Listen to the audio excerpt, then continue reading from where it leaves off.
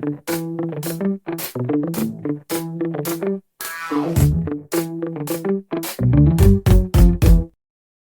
bro, I'm quitting the game. Giving away all my gold. Just trade me your most valuable item so I know you're legit, and I'll give you 10 million gold. Oh, wow. Really? That's so generous. Let me get my best item. Okay, I have this legendary sword worth 5 million. I'll trade it to you. Perfect. Just put it in the trade window. Wait, before I accept, can you show me the 10 million gold first, just so I actually know you have it? Sure. 1 second. While you're getting that, I should tell you I'm a GM alt, and I have been recording this entire conversation. About 50 people in general chat are watching this right now because I linked the whisper logs. So, you want to try this scam again, or would you like to explain yourself? And he logged. Everyone say bye to Dark Lord 420. He won't be back. Welcome back to MMO Madness Behind the Troll Mask. Hey, I'm Boss Mode, and today we're talking about one of the most satisfying phenomena in online gaming, when trolls and scammers get the taste of their own medicine. This is the revenge episode, the karma episode, the oh, how the turntables episode. Let's dive into the beautiful chaos of trolls getting trolled. Before we get into the glorious stories, let's talk about what makes counter-trolling different from regular trolling and why it's so satisfying. Counter-trolling is essentially using the troll's own tactics against them. They're trying to scam you, waste your time. They're trying to grief you. You turn it around and grief them harder. They're being toxic. You expose them to the entire community. It's trolling with a purpose, revenge or justice, depending on how you look at it. The satisfaction comes from several places. First, there's the justice aspect. Trolls rarely face consequences for their behavior. Game moderation is slow if it happens at all. So when players take justice into their own hands and make a troll suffer, it feels like balance is restored in the universe. The bad guy got what they deserved. Second, there's the skill factor. Good counter-trolling requires patience, planning, and execution.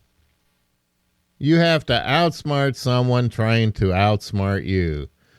When you successfully pull it off, it proves you're better at the game than they are, not just mechanically, but strategically and mentally. Third, there's the entertainment value. Watching a scammer realize they've been scammed or a griefer realize they've been out-griefed, it's comedy gold. The tables turning creates a narrative satisfaction. It's why revenge movies are so popular. We love seeing the protagonist turn the villain's plan against them. But here's where it gets complicated. Counter-trolling can cross the line from justice to harassment. If someone tries to scam you once and you spend the next 3 months making their life miserable, that's not proportional response anymore. That's you just becoming the troll. There's also the question of whether it's actually helping. Does exposing one scammer stop scamming?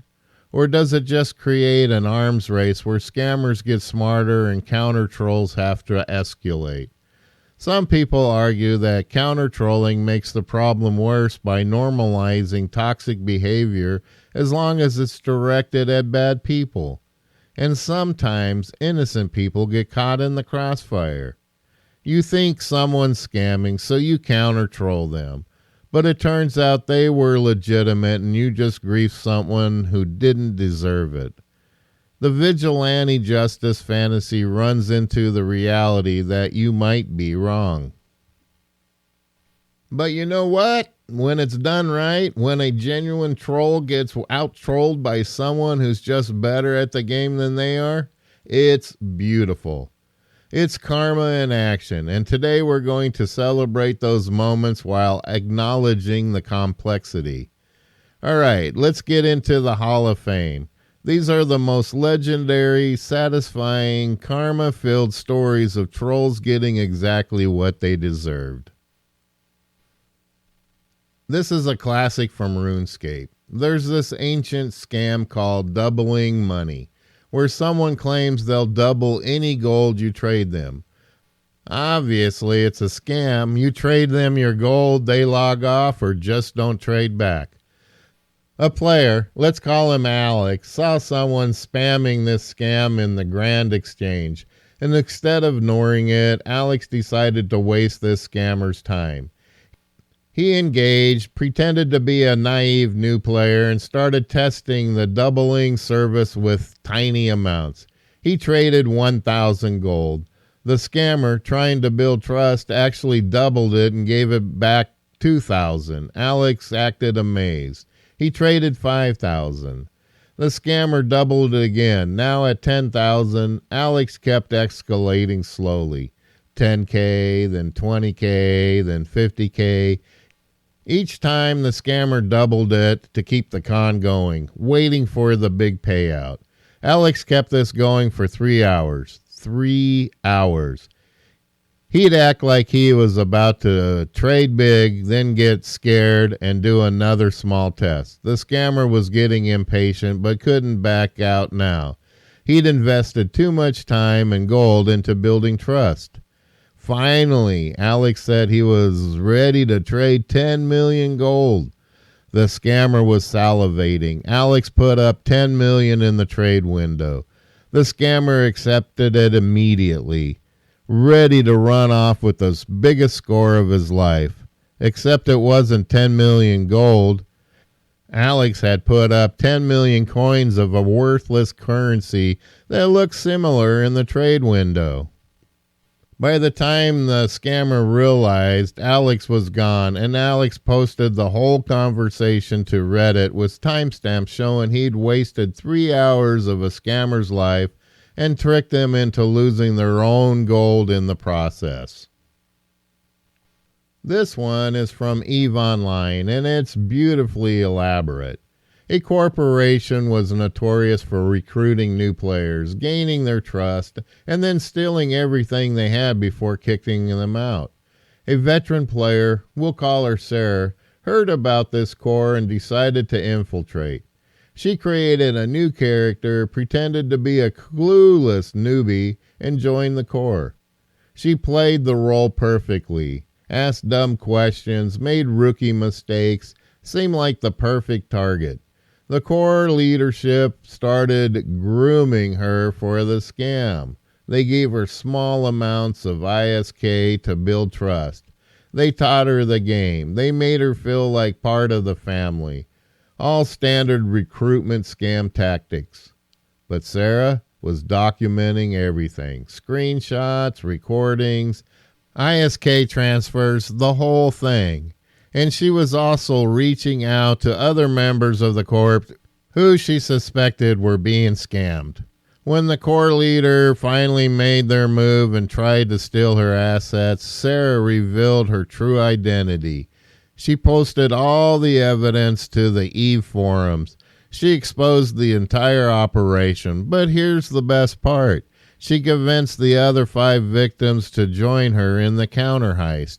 Right before the leadership could steal everyone's stuff, Sarah and her group transferred all their assets to a secure location, pooled their resources, and then used that combined wealth to hire a mercenary corps to hunt down the scammers.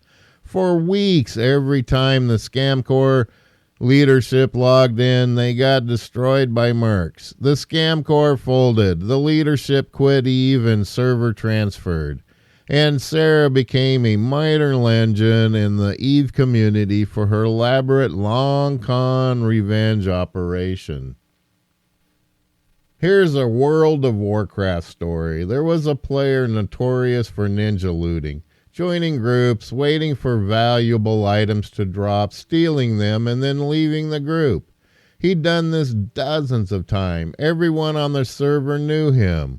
A group of players decided to teach him a lesson. They set up an elaborate trap. They formed a raid specifically to bait this ninja looter. They advertised it in trade chat, knowing he'd see it and apply. He joined the raid, they cleared the content, and then a really rare mount dropped, something worth thousands of gold. Everyone in the raid accidentally passed on it. The ninja looter, thinking he'd gotten lucky, took the amount. Except here's the thing, they coordinated this. The second he looted the mount, everyone in the raid reported him for ninja looting with identical reports and screenshots. The mass report triggered an automatic system that flagged his account. But they didn't stop there. They had also invited a GM to watch the raid. Blizzard will sometimes monitor known problem players if they get enough reports. The GM saw the ninja loot happen in real time. The ninja looter got a 3-day ban. When he came back, his reputation was so destroyed that nobody would group with him. He couldn't find dungeon groups, couldn't find raid teams, couldn't trade in major cities without getting harassed. Eventually, he had to server transfer, and even then people recognized his name and spread the word. One ninja loot turned into the end of his entire server presence.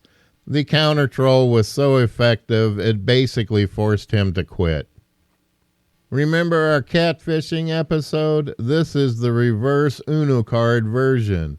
In Final Fantasy XIV, there was a player who'd been catfishing multiple people in the same free company. He was pretending to be a woman, getting romantically involved with male players, and manipulating them for in-game currency and items. One of his victims figured out but didn't confront him immediately. Instead, she created a new character and catfished him back. She pretended to be a wealthy woman new to the game. Very flirty, very interested in him specifically. He took the bait immediately, started love bombing the new character, asking for screenshots, getting emotionally invested. She led him on for weeks, pretending to send him selfies that were actually just random images she found online, the same tactic he had been using. Meanwhile, she was documenting everything and reaching out to his other victims. She built a whole network of people he'd scammed and manipulated. When she had enough evidence, she organized a meeting, in-game, in the FC house. She invited everyone he had been catfishing, everyone who had figured out what he was doing, and confronted him in front of the entire free company. She laid out the evidence, the fake photos, the manipulated conversations, the item he had scammed. And then she revealed that his new girlfriend, the wealthy woman who he'd been pursuing for weeks, was her alt account. She'd catfished the catfisher. He tried to deny it at first, but the evidence was overwhelming. The free company kicked him. Word spread to other FCs. His reputation on the server was destroyed. And the best part? She kept the expensive items he had gifted her new character. Considered it repayment. Here's an EverQuest story. There was a player notorious for train pulling in popular leveling zone. He'd aggro everything, run it to people's camps, and laugh while they died and lost experience. A group of max level players heard about this and decided to teach him a lesson. They disguised themselves as low-level characters using illusions and went to the zone where he grieved. He saw them, saw easy targets, and started his usual routine, pulled a massive train of mobs and ran right straight at them.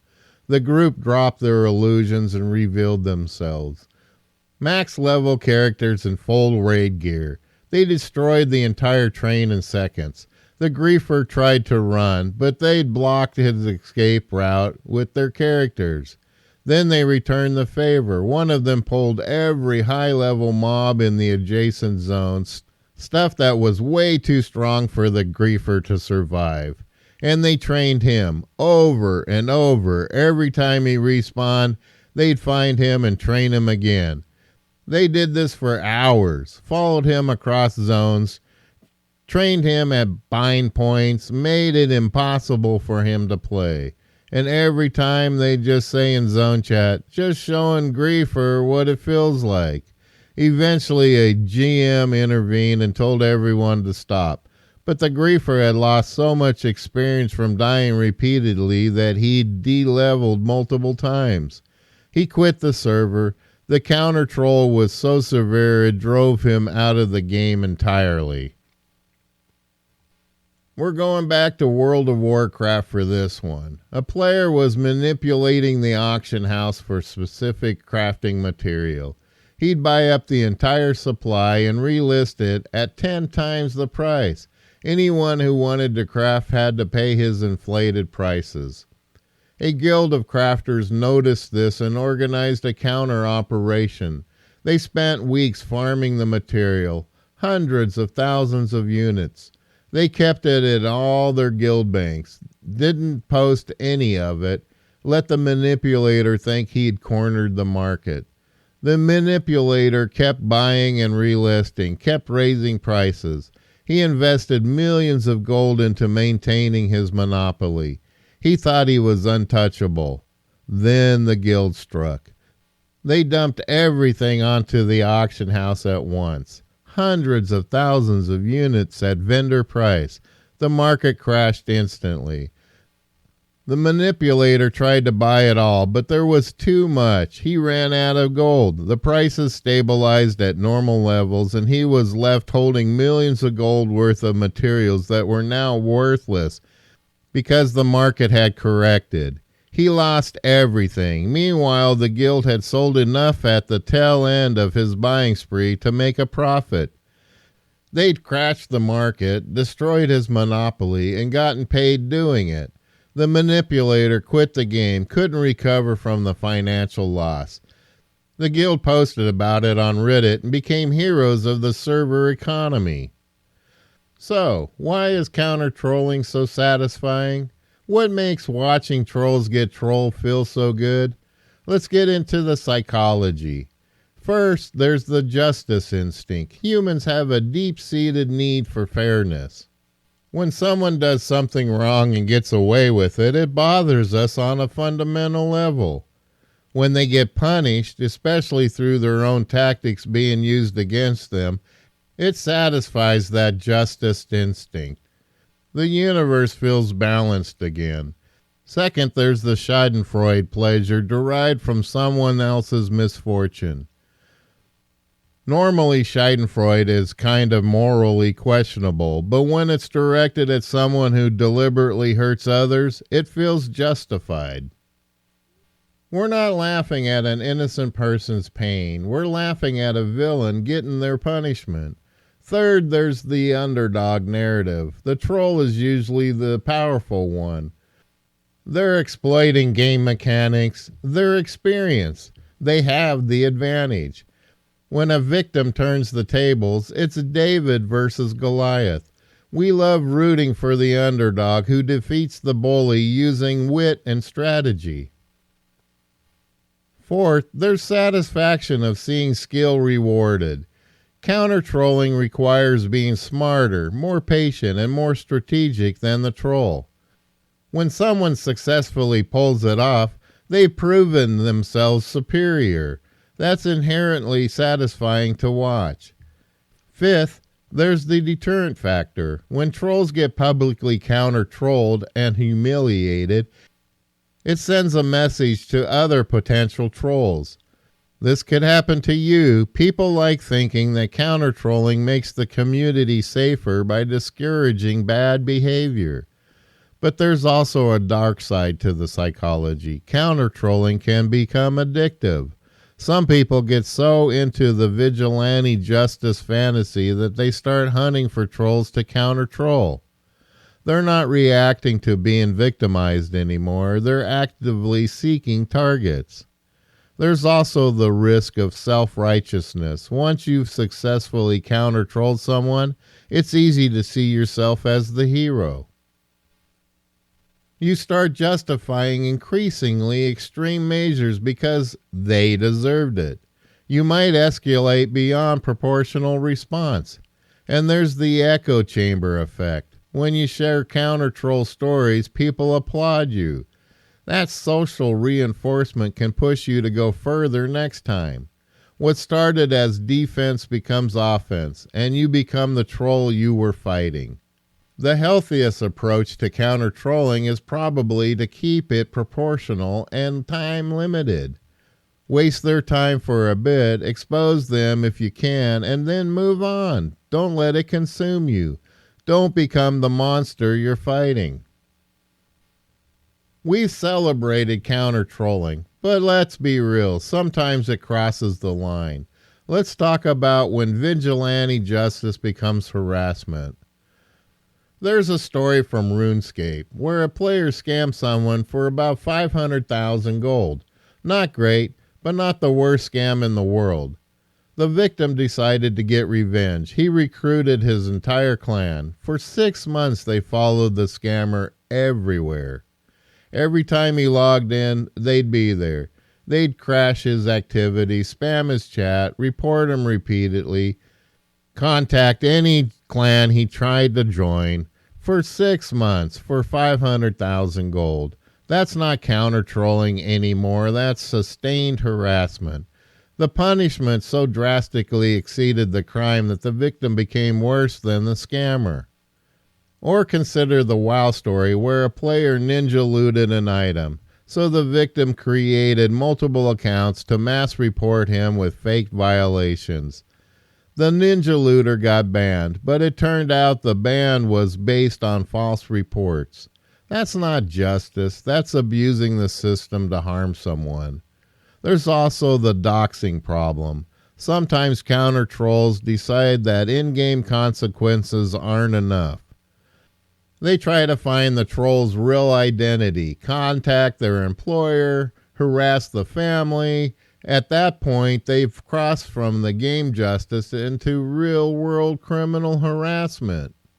And sometimes people get the wrong person. You think someone scammed you, so you counter-troll them, but it turns out there was a misunderstanding and they were legitimate. Now you've just griefed an innocent person and become the bad guy. The line between justice and harassment is pretty clear, actually. Justice is proportional. You waste their time roughly equal to how much they wasted yours. You expose them to relevant communities. You report them through proper channels, and then you just move on. Harassment is sustained, escalating, and disproportionate. It's following someone for months. It's recruiting armies of people to gang up on one player. It's continuing long after the initial offense has been addressed. It's bringing real-world consequences for in-game behavior. Here's my take. Counter-trolling has its place. When a scammer gets scammed, when a griefer gets griefed, when a troll realizes they're outmatched, that's satisfying and arguably deserved. But the moment you become obsessed, the moment it's no longer about balance but about domination, you become the problem. If you spend enough time counter-trolling, you risk becoming just another troll with a hero complex.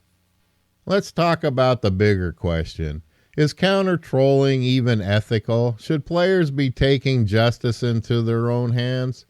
Arguments in favor. Game moderation is often slow, inconsistent, or non-existent. Trolls rarely face consequences through official channels. Counter-trolling provides immediate accountability.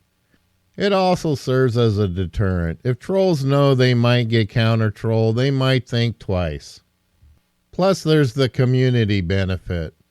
When players see trolls getting their comeuppance, it improves morale. It shows that bad behavior won't be tolerated. It builds community solidarity around shared values. Hey, and let's be honest, sometimes it's just more fun than waiting for a GM to maybe, possibly, eventually do something. Taking matters into your own hands is empowering.